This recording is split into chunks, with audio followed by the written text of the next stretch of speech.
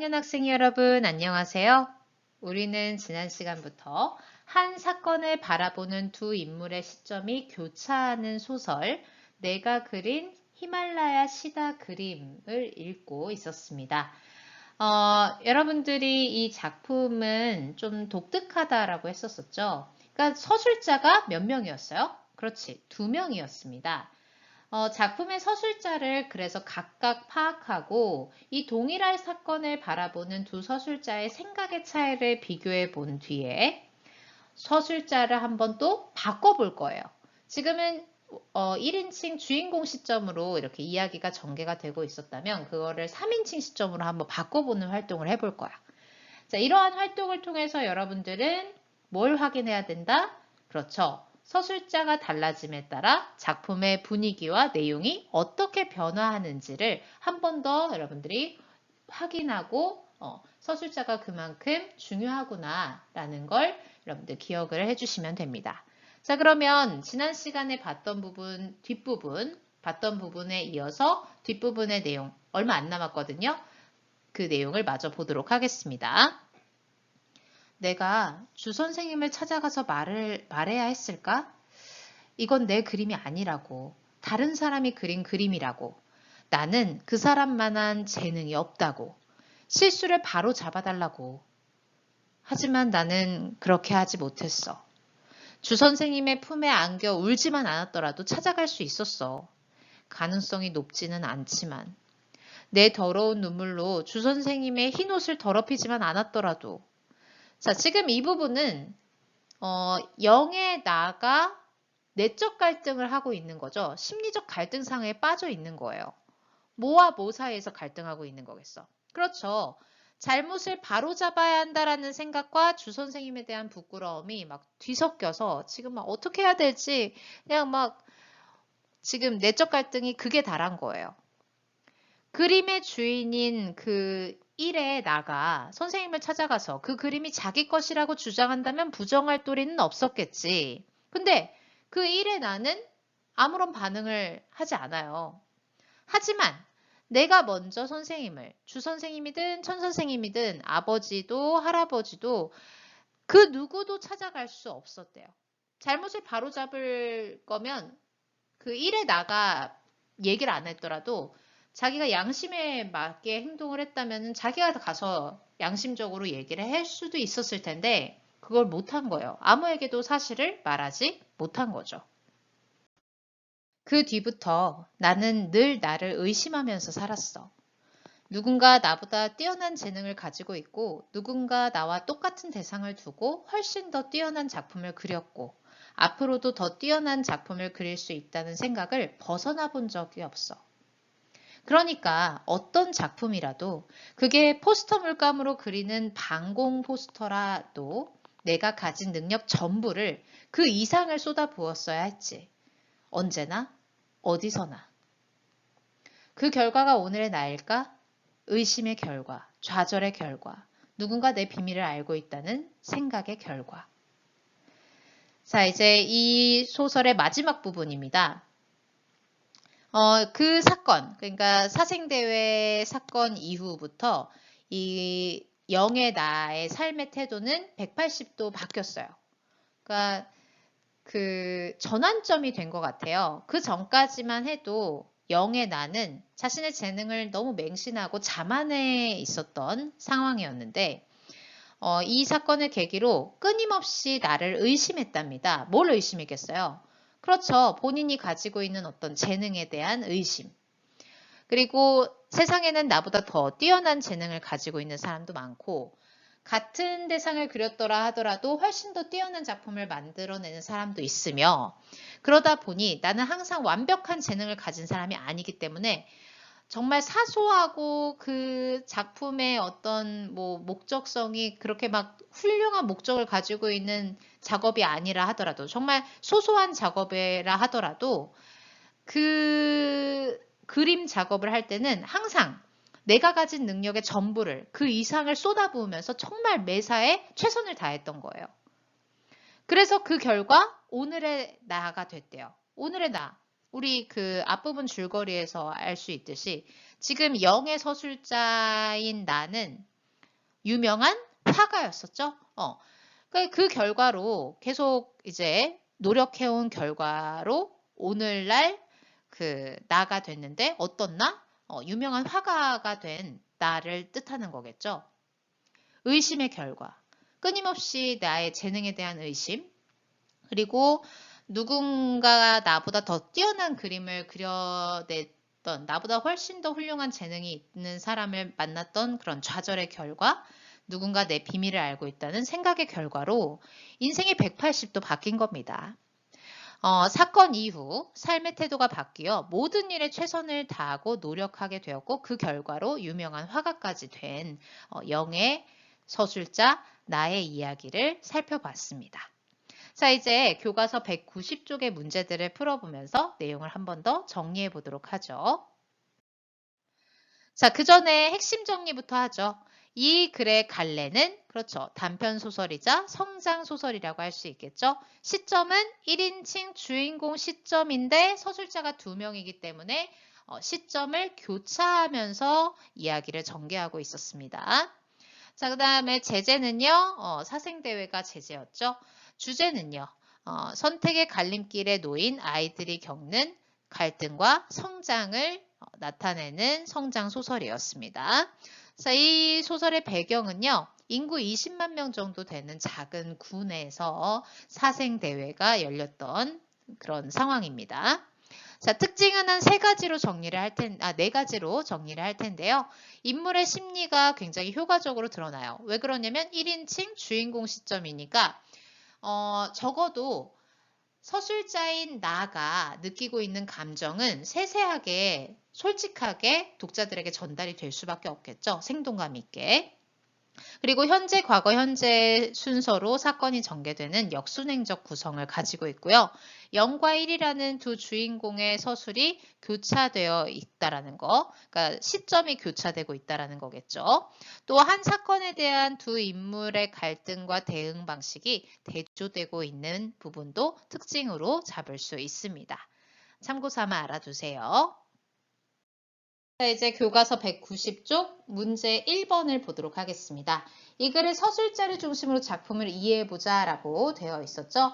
이 소설은 서술자가 몇 명? 그렇죠. 2명이었습니다.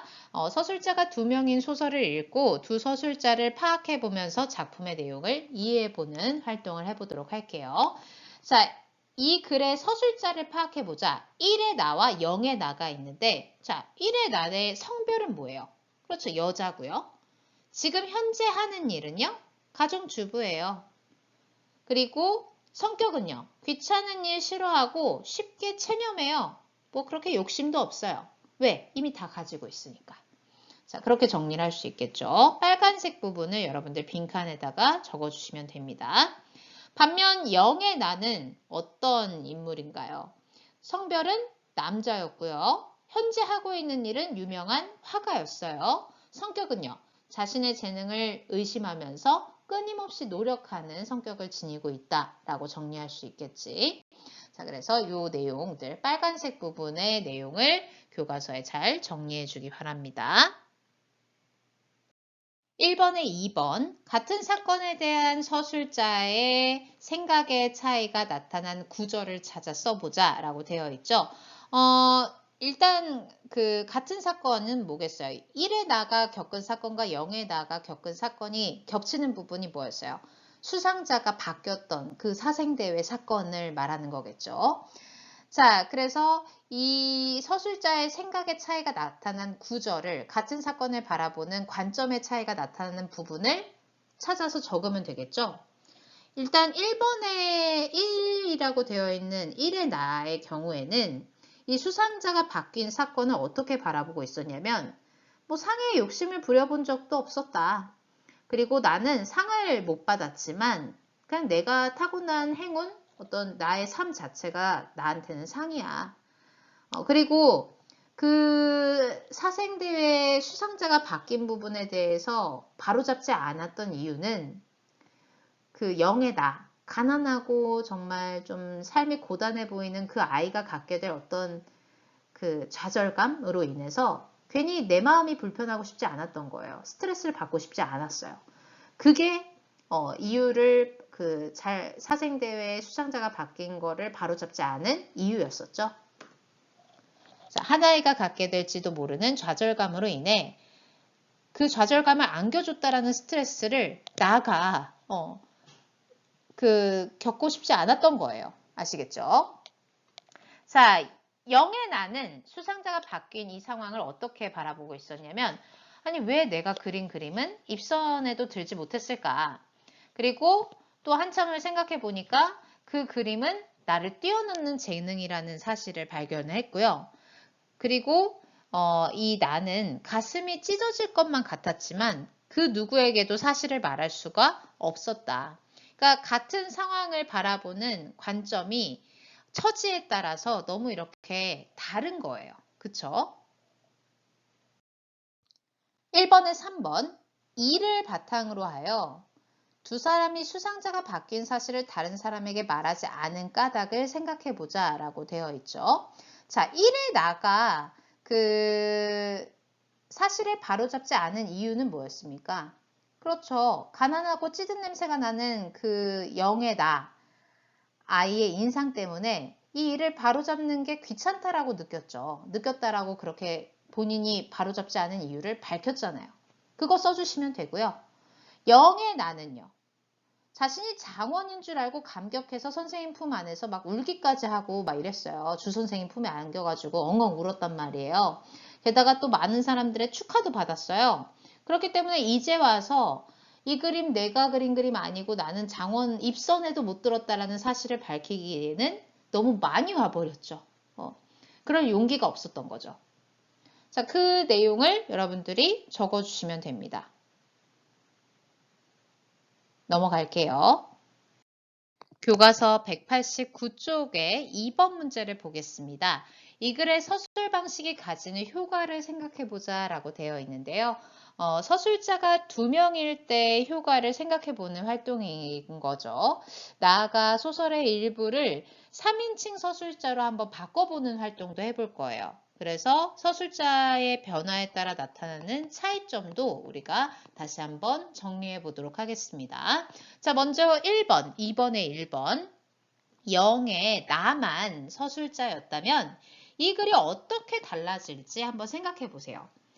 그 사실을 밝히지 않았던, 못했던 그 영의 나만 이 소설의 서술자였다라고 하면은 독자들은 어떤 느낌을 받았을까요? 그렇죠. 영의 나만 이 소설의 서술자였다면 1의 나가 도대체 무슨 생각으로 끝까지 그 사생대회 수상자가 바뀐 사실을 말하지 않았는지 그 이유를 정확하게 알 수가 없어서 독자들은 굉장히 답답함을 느꼈을 거예요. 그 내용을 여러분들 적어주시면 됩니다. 그 다음 문제. 자, 그렇다면 1의 내용을 바탕으로 하여 작가가 이 소설의 서술자를 2명으로 설정한 까닭을 말해 볼까요? 자, 서술자가 2명이기 때문에 각자의 생각을 모두 다 알게 되는 효과가 있는 거죠. 각자의 입장에서 자신의 입장의 이야기를 독자들에게 각자 전달을 해주고 있으니까 독자는 양쪽의 입장을 다 알 수가 있는 거예요. 서술자가 2명이라 양쪽의 생각을 독자가 모두 알게 되는 효과가 있고요. 또 서술자가 2명이라서 같은 사건에 대한 두 사람의 생각과 고민을 모두 알 수 있고 관점의 차이까지도 볼 수 있는 거죠. 자, 이렇게 이 소설의 작가가 서술자를 2명으로 설정한 까닭을 정리해 주시기 바랍니다. 자, 이제 3번 문제. 다음 이 글의 일부를 제3자의 관점으로 바꿔 써보고, 즉 몇 인칭으로 써보라는 거예요. 3인칭 시점으로 바꿔 써보라는 거지. 서술자가 달라짐에 따라 어떤 차이가 나타나는지를 말해보래요. 지금 박스 안에 나와 있는 이 부분을 3인칭 시점으로 바꿔보라는 얘기예요. 자, 그러면 뒤에 예문을 제가 먼저 한번 보여드릴게요. 우리는 제일 중요한 포인트는 3인칭으로 1인칭 주인공 시점이었던 소설을 3인칭 시점으로 바꾸면은 어떤 느낌의 차이가 있는지 그걸 확인하는 게 중요하니까 한번 바꿔본 샘플을 보여드릴게요. 자, 3인칭 시점으로 바꾼 내용입니다. 한번 같이 읽어보죠. 충격을 받은 백성규는 황급히 강당을 나서려고 했다. 그때 자주색 원피스에 검은색 에나멜 구두를 신은 여자아이가 강당에 들어섰다. 천수기 선생님과 함께 다니던 그 아이, 장원 그림을 진짜로 그린 그 아이였다. 백성규는 잠깐 망설였다. 그러나 진실을 말하는 대신 눈을 감았다. 자, 일단 가장 큰 차이점은 뭘까요? 1인칭 시점이었을 때와 3인칭 시점으로 바꿨을 때 가장 큰 차이점이요. 1인칭 시점일 때에는 서술자가 이야기 속에서 뚜렷하게 나 혹은 내가 아니면 우리 이런 단어들로 드러난다고 했었잖아요. 그런데 지금은 3인칭 시점으로 바꿨기 때문에 1인칭 시점에서 나로 언급된 그런 그 서술자들에게 새로운 이름이 생겼어요. 백선규라는 이름이. 그쵸? 자, 그래서 지금 작품의 바깥에 있는 서술자가 이 작품 안에 일어나고 있는 상황을 독자들에게 전달을 해주고 있는데 이 지금 3인칭 시점 중에서도 뭘 쓰고 있는 거예요? 3인칭 시점에도 종류가 두 가지가 있었지. 모든 걸 다 꿰뚫어 보고 있는 전지적 시점. 그 다음에 단순히 겉으로 드러나는 객관적인 사실들만 독자들에게 보여지는 부분들만 전달해주는 관찰자 시점이 있었잖아요. 어떤 거에 해당이 되는 것 같습니까? 그렇죠. 지금 충격을 받았다. 백성규가 충격을 받았다. 백성규의 마음 상태 나와 있죠. 망설였다. 다 나와 있잖아요. 그러니까 이거는 지금 3인칭 전지적 시점으로 바꿔 쓴 거예요. 3인칭 전지적 시점은 그 바깥에 있는 서술자가 이야기의 어떤 사건 진행과 인물의 그 시시각각 변하는 인물의 마음 상태 모두 다 이미 알고 있고 꿰뚫어 보고 있단 말이야. 그래서 그 모든 내용을 다 파악을 해가지고 정리하고 분석해서 독자들에게 이야기를 전달해 주고 있어요. 그렇기 때문에 1인칭 주인공 시점과 3인칭 전지적 작가 시점으로 이렇게 바꿨을 때 당연히 소설의 분위기와 내용은 좀 달라질 수밖에 없겠죠. 자, 이렇게 서술자의 변화에 따라 나타나는 차이 두 가지를 정리해 볼 수 있겠습니다. 일단 주인공 시점일 때는 주인공인 나가 본인이 직접 겪은 어떤 감정이나 그때의 상황에 느꼈던 그 실감나는 어떤 느낌, 생동감 있게, 현장감 있게, 그리고 마치 내 옆에서 친구가 나한테 얘기하듯이 자기 얘기하고 있는 거니까 서술자가 자기 얘기하고 있기 때문에 굉장히 그 서술자와 거리감이 거의 안 느껴져요. 하지만 3인칭 시점으로 바뀌기 시작하면은 서술자의 위치가 소설 밖에 위치하고 있기 때문에 소설 안에 위치하고 있는 1인칭 시점보다는 조금 인물과의 어떤 그 심리적인 거리감이 좀 더 커져요. 그래서 3인칭 시점으로 바꾸게 되면은 1인칭 시점보다는 인물과의 거리감이 좀 느껴지는 그런 차이가 있고요.